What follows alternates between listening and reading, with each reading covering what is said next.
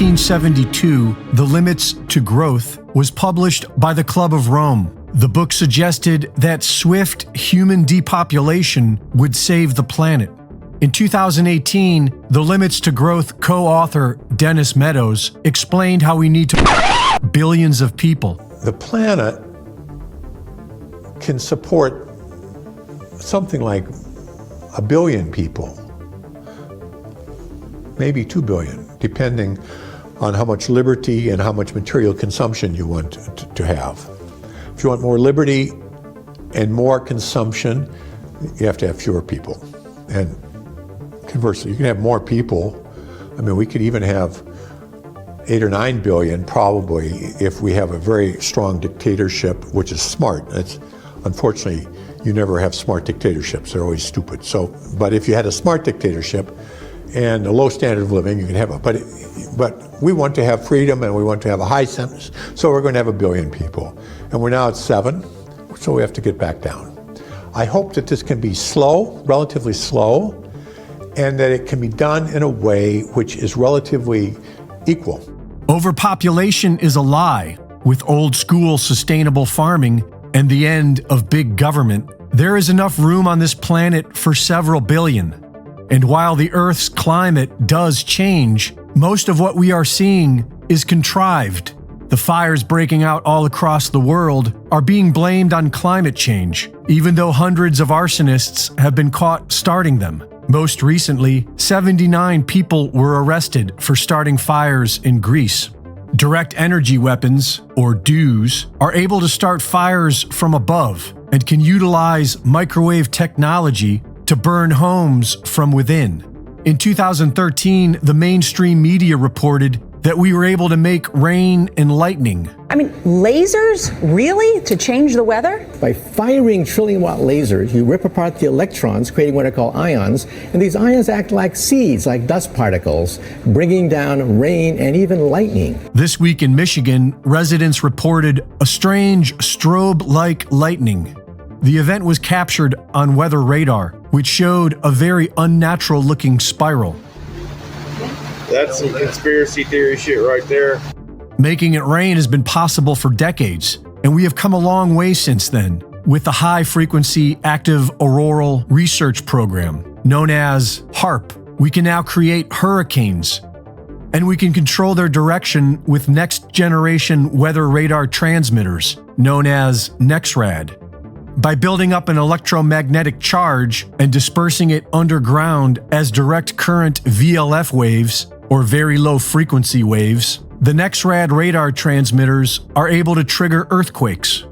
Earthquakes and explosives can trigger tsunamis. These are the technologies that we know of, and that only leaves volcanoes and tornadoes. Funded by Peter Thiel, AVE Tech Energy Corporation began work in 2012 on a device to produce a 130-foot-tall tornado. And a former U.S. intelligence officer recently told State of the Nation that the U.S. has already triggered a volcano. Climate change is not only it's a program, and our entire government is going along with it. Hi, Steve here. If you live in America like I do you realize that we're some of the last people to finally understand what's happening in the world? Americans live in a bubble. I call it a happy bubble.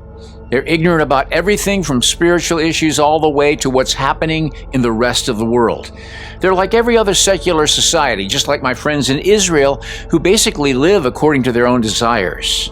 Countries that should be embracing their heritage and the qualities by which the nations were originally formed with, but we don't. And our complacency and apathy towards wickedness and evil and lawlessness continues to grow, while most people are oblivious. It seems like the more any nation has, the less grateful they are, and the more blind they become. Most Americans still think that we're the greatest nation on earth, when in reality we're the most oppressive nation toward other countries and have a history of going where we don't belong for all the wrong reasons, treating people like we shouldn't, and hauling away their treasures like an invading army of centuries ago. Over 200 years ago, a lot was invested by the wealthy elites of this world to make America the great industrial country that it became. And now that plan has changed. They've decided to remove everything America once was given. The country called the land of the free and the home of the brave has now become the land of the watched and the home of the slave.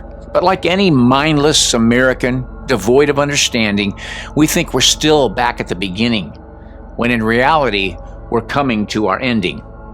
It's not the plan of just anyone, but it's the plan of the very wealthy that raised us up, and they believe it's their right to take us down.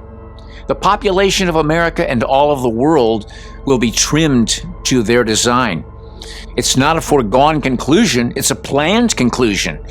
And those who remain will be controlled and without much help as technology fills in the gap of all the lost jobs. With much less resources for mankind, there will be fewer mankind. And when men are no longer needed, there's no need to have them around.